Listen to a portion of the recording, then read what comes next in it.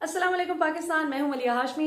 नाज़रीन, पिछले 24 से 28 घंटे से मुसलसल पाकिस्तान में ट्विटर का टॉप ट्रेंड चल रहा है हामिद मीर माफी मांगो। वाकई कुरान पाक में अल्लाह ताला ने जो वादा कर रखा है वो सच कर दिखाया हमेशा की तरह। वतुइज़्ज़ु मन तशा वतुज़िल्लु मन तशा, और वो जिसे चाहे इज्जत दे और जिसे चाहे जिल्लत दे।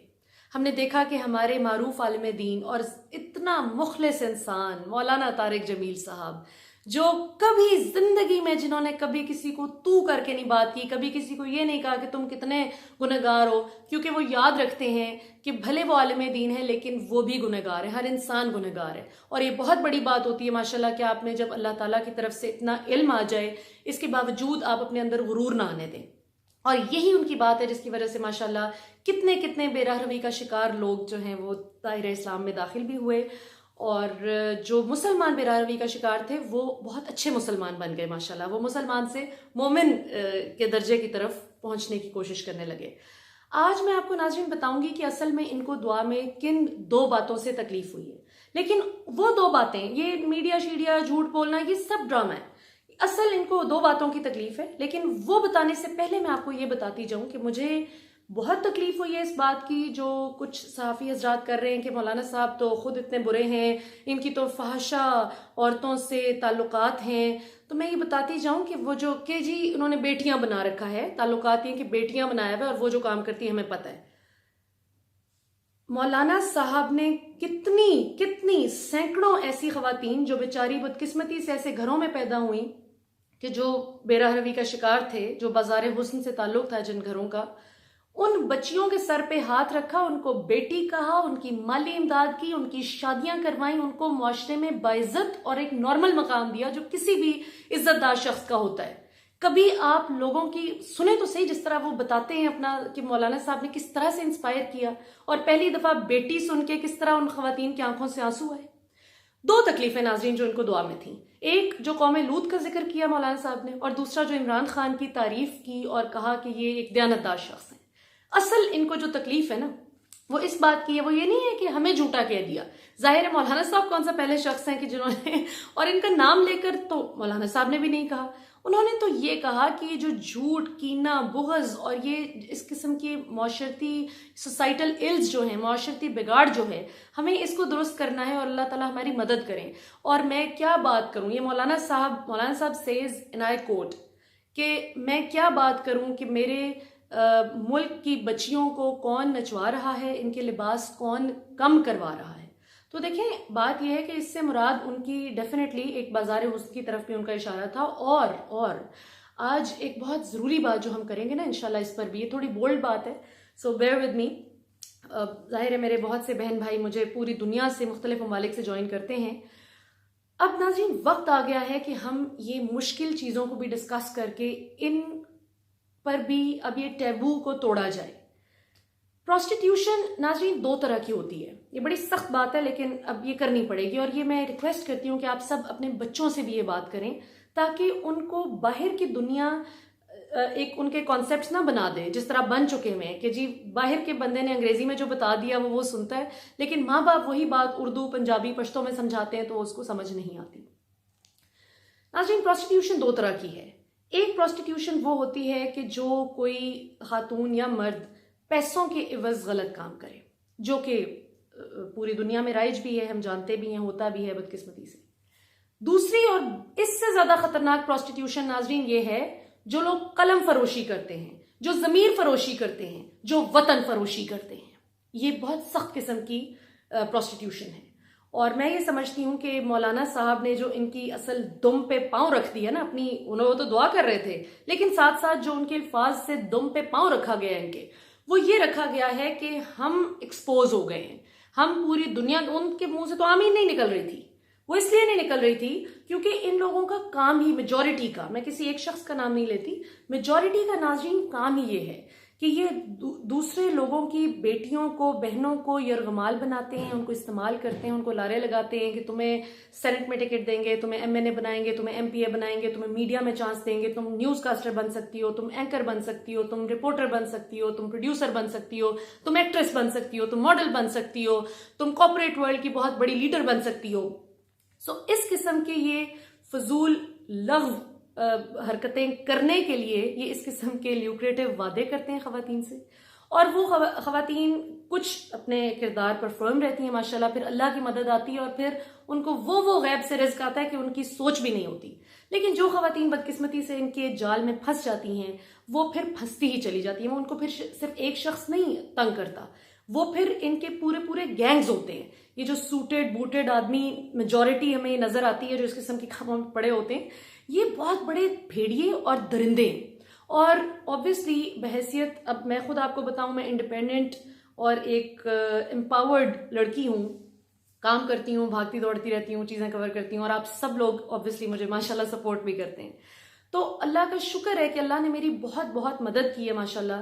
और वक्त के साथ साथ आपको, शुरू में तो मुझे समझ ही नहीं आती थी जब कोई बात करता था कि आप अच्छी लग रही हैं ऐसे है, तो ऑनेस्टली मतलब शुक्रिया भी नहीं कहा जाता था कि जी अच्छा जी ठीक है, फिर हुआ कि अच्छा जी मुझे पता है, फिर मुझे समझ आई कि अब ये कहना पता है मुझे, चलो।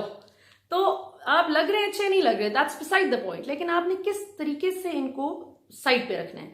फिर एक ऐसी स्टेज आती है कि जिसमें अब सब लोग आपको जानते हैं, तो आप डायरेक्टली मुंह भी नहीं तोड़ सकते, लेकिन आपने बहुत तरीके से उनको, फिर मेरा एक वतीरा होता है जो आज मैं बहुत बड़ा सीक्रेट लीक करने लगी हूँ जो आइंदा अगर कोई साहब ये सुने कि मैं उनको कह रही हूँ तो वो समझ जाए कि मैं क्या कह रही हूँ। मुझे जब कोई बहुत बुरा इस तरह का आदमी जो है वो, if I come across such a person के जो मुझे नजर आ रहा हो कि बहुत पावरफुल है और मुझे इसके साथ तमीजदार टर्म्स हैं, लेकिन ये मुझे कोई इस किस्म की गलत बात करने की कोशिश कर रहा है, तो वैसे तो खैर से तुड़ मेरी जुबान चलती रहती है, तो वो हर कोई जरा डरता है कि थोड़ी बदतमीज सी है, लेकिन वो क्या तरीका अपनाते हैं कि आप मीडिया में बहुत अच्छी सेट हो सकती हैं, आपको तो पॉलिटिक्स में होना चाहिए, 2 मिनट में करा सकते हैं हम, लेकिन आप बहुत सख्त मिजाज है ना, आप थोड़ी दोस्ती वगैरह तो करें।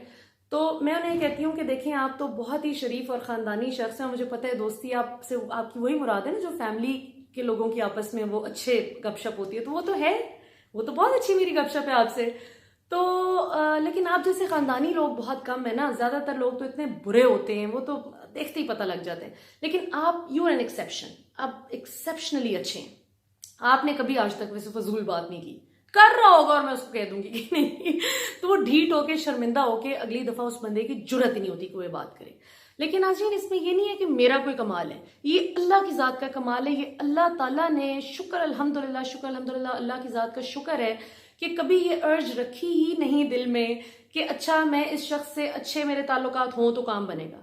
और आप यकीन करें कि अल्लाह ताला ने फिर वो गैब से इल्म दिया ना, इल्म क्या देना है, गैब से अपॉर्चुनिटीज दी हैं, गैब से मौके दिए हैं कि जिससे माशाल्लाह, और इल्म भी वैसे दिल में अल्लाह ताला डाल देते हैं, आपको बहुत सारी चीजें, फिर आपकी सिक्स्थ सेंस और ज्यादा तेज हो जाती है। तो कहने का मतलब ये कि हम सब गुनहगार हैं, वी ऑल सिन डिफरेंटली। कोई चोर है, कोई गीबत करता होगा, कोई जिना करता होगा, कोई डाके मारता होगा, कोई लोगों के हक खाता होगा, कोई यतीम या बेवा के साथ बुरा सलूक करता होगा, कोई माँ बाप के साथ बदसलूकी करता होगा, कोई शौहर या बीवी एक दूसरे के साथ बुरी तरह पेश आते होंगे। सो हर तरह के गुनाह है दुनिया में, लेकिन गुजारिश ये है कि उन गुनाहों को लेजिटिमाइज करने की कोशिश ना करें। हम सब गुनहगार हैं, लेकिन जिस गुनाह से हम बचे हुए हैं वो अल्लाह के करम से बचे हुए हैं। हमारा कोई कमाल नहीं, इंसान की कोई औकात नहीं, एक सेकंड लगता है फिसलते हुए, वो कोई ऐसी बात नहीं। लेकिन हामिद मीर साहब, हाँ मैं आपको ये तो बता दूं कि इन लोगों को असल तकलीफ क्या हुई है, जो 2 बातों की इन्हें मौलाना साहब की दुआ में। एक जो मौलाना साहब, इसको थोड़ा डिस्कस कर लेते हैं, जो कौम लूत की मौलाना साहब ने बात की कि कौम लूत पर 5 अजाब आए और बाकी ऐसी कोई कौम नहीं थी कि जिस पर इतने अजाब आए हों। मतलब 1 अजाब आया, 2 आए, ऐसे नहीं होता कि 5 अजाब गर्क कर दें किसी कौम को। तो उन्होंने बात क्यों की नाज़रीन? औरत मार्च अभी रिसेंटली गुजरा है, इसमें हमने देखा कि औरतों के हुकूक का नाम लेकर उसकी आड़ में हम जिन्स प्रस्ती को फरोग देने की बात हो रही थी। ये बात हो रही थी कि हाँ जी, अगर मर्द के साथ सोता है या मतलब चला जाता है, या औरत के साथ शादी कर लेती है, तो ये बिल्कुल ठीक है और इसमें किसी को कोई तकलीफ नहीं होनी चाहिए। ठीक है, ये प्रेसिडेंट सेट करने की कोशिश कर रहे थे। तो शुक्र अल्हम्दुलिल्लाह कि इसको हम सब ने बड़ी मजबूती के साथ रिफ्यूट किया, और मीडिया आपने देख लिया है कि भाई मतलब मर जाएंगे इस पे बात नहीं करने लगे, मर जाएंगे इस पे बात नहीं करने लगे। क्यों?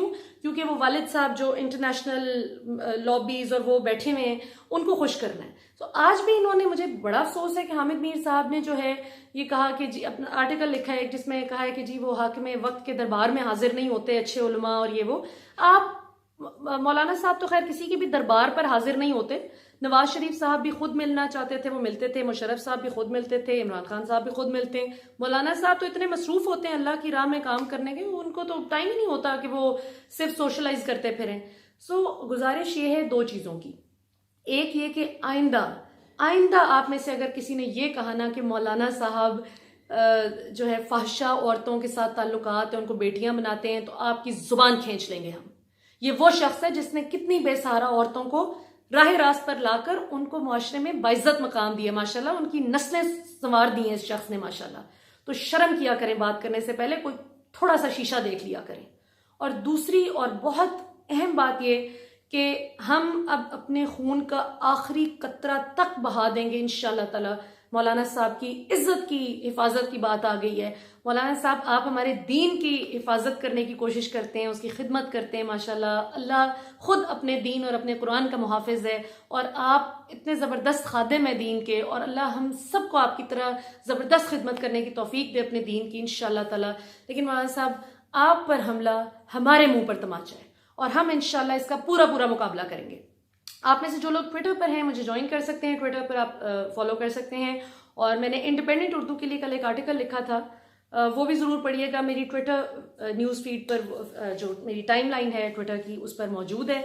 और इंशाल्लाह आपसे अब मैं आपको अगली वीडियो में एक बहुत ही इंटरेस्टिंग मेहमान से भी मिलवाऊंगी इंशाल्लाह, जिनसे बात करेंगे, और मोस्ट लाइकली इसी इशू पर बात करेंगे, क्योंकि ये इशू डायरेक्टली हमें हिट किया जाके कि जो शख्स अकल की और दीन की बात कर रहे हैं, ये उसी के पीछे पड़ गए हैं। हम ऐसा नहीं होने देंगे इंशाल्लाह। पाकिस्तान जिंदाबाद, टुडे एंड ऑलवेज। पाकिस्तान जिंदाबाद।